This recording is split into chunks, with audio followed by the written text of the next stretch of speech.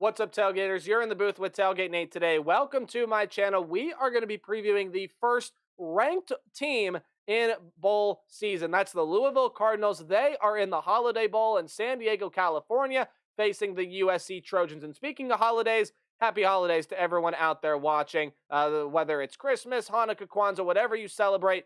Thank you for tuning into the video, and happy holidays to everyone out there, whether you're watching this before or after the holiday season. It's the Louisville Cardinals. It's the USC Trojans. Very interesting matchup in the DirecTV Holiday Bowl. We'll dive on into everything with this matchup here in a second. But you guys know I have to thank you for all the love and support you have shown this channel throughout the regular season, throughout the postseason. It's been crazy to me. Continue to show your support by doing anything you can to interact with the channel, whether that's doing what you're doing now and watching the video, doing the big thing, obviously, and hitting the subscribe button or ringing the bell, or just simply liking, commenting, sharing, anything you could think of to interact with the channel helps support what I do here on YouTube, and I appreciate everything you guys are willing and or able to do. But speaking of bowl season, sometimes it can be tricky to tell who's opted out, who's entered the transfer portal, and everything like that. So Cardinals fans and Trojan fans, let me know in the comment section down below. If I miss a name, happen to skip something important, or something comes out after I've recorded this video, I'd love to know. So please leave it in the comment section down below if you would be so kind. But with all of that said and done, with all of it out of the way,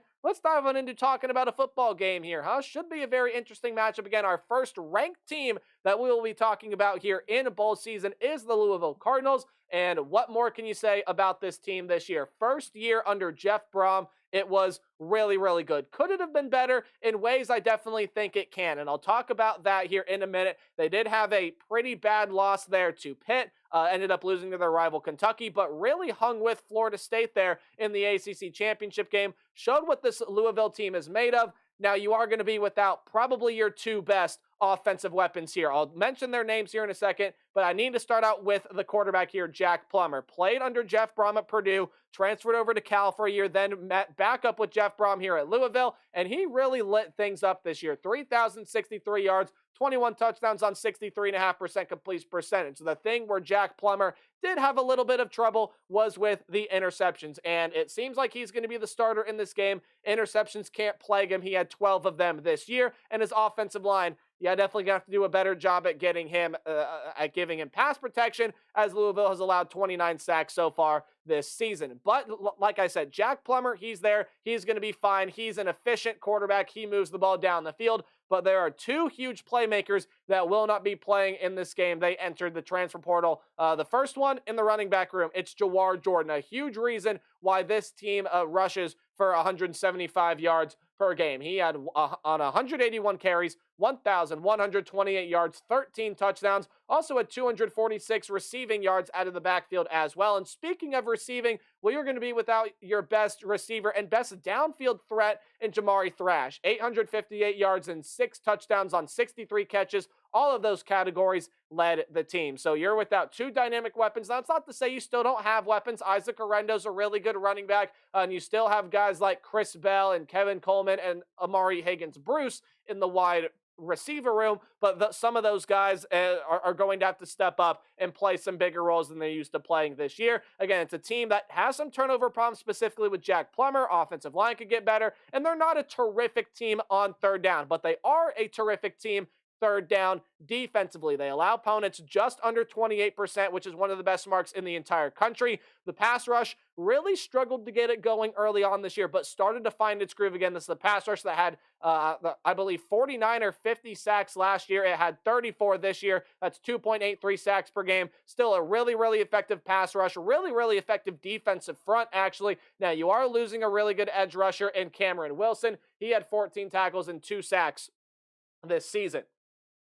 Well, hopefully the green screen's not too much. Oh, wow, it fixed itself. But there are still a ton of other weapons here on this defense for head coach Jeff Brohm to work with. Most notably is Ashton Gelati, have you say the last name? I apologize. 11 sacks on the year. Again, he has almost a third of the sacks that this Louisville team has manufactured this season. The pass defense is pretty solid as well. They have 40 passes defended, 12 picks on the season. And overall, this is the Louisville team that just impresses offensively, defensively. How do they play without their best two weapons? That was the big question mark here. Now, USC offensively, well, we know what this team is capable of offensively, right? I don't really think I have to talk too much about it. Caleb Williams is an absolute stud. 30 passes, 30 passing touchdowns, only 5 picks, 3,633 yards. He has a ton of really good weapons to work with as well. Now, 2 of those are going to be out here for this game, along with Caleb Williams, who has opted out to prepare himself for the NFL draft, meaning Miller Moss is going to end up getting that start. Lead running back Marshawn Lloyd, who had 820 yards, 9 touchdowns this season. He is gone, so Austin Jones will be that primary running back. And then Brendan Rice is out as well. Second on the team in receiving yards, but led the team with 12 receiving touchdowns. So guys like Taj Washington, the stud freshman Zachary Branch, Deuce Robinson, and even Mario Williams are going to get some bigger roles here in this game. Really good offense on third down. Again, does not have a big turnover problem. Only 5 interceptions thrown on the year, all of them being thrown by Caleb Williams. They do have a tendency to fumble the football, which needs to be cleaned up here in this game, as does the offensive line. Just as many sacks as Louisville has produced, that's the same number that USC has sacks allowed on the season. Definitely a number that has to get cleaned up. And, well, while we know the story of this team offensively, we also know the story of this team defensively, and that was that defense really seemed optional for USC this year. It's part of the reason why this team is not sitting ranked, fell out of the college football playoff conversation way earlier than they really probably should have, and it was because of this defense. And a big reason of it is that they just weren't forcing turnovers to help bail them out. That was why USC was so successful last year. No, not because they didn't have offensive talent, anything like that. That's not what I'm saying.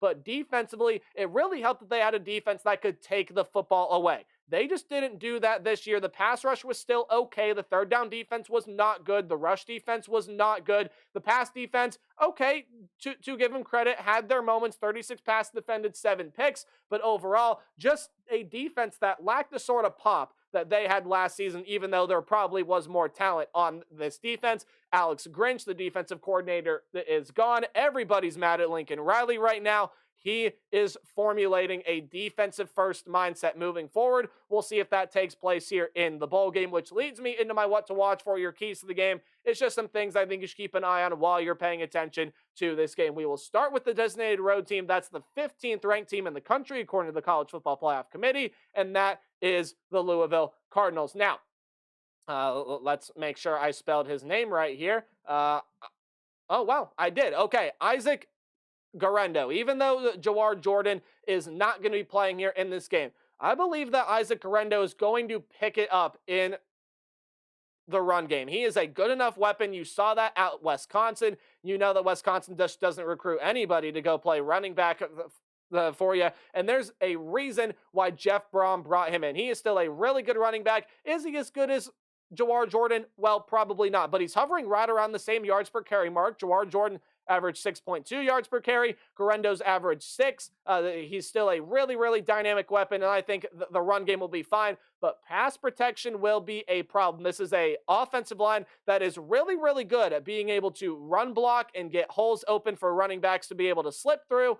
However, pass protection, I think, is going to be the big problem here. Jack Plummer is efficient enough. He just needs to be able to limit the mistakes, which is that third bullet point there. Don't get plagued by takeaways, whether that's Jack Plummer throwing picks or Garendo or anyone else fumbling the ball. But the offensive line needs to step it up in pass protection. I have a feeling USC is going to bring a little bit more of a defensive intensity, a little bit more edge than they've brought all season long. But when you look at USC offensively, even without 13, and you guys know who I'm talking about there, in last year's Heisman Trophy winner and Caleb Williams, even without him, even without Lloyd, even without Rice, I think this offense with Miller Moss at quarterback is going to be tough to stop. I mean, Miller Moss is a good, solid quarterback that really can, I think, manage the game really, really well. So it's just going to be a tough offense to stop. We'll see how this Louisville defense adjust and plays against this USC offense. For the USC offense, hey, I just mentioned it, right? Even though Caleb Williams is not there and some of their better weapons are out, this offense is still going to have a rhythm. Miller Moss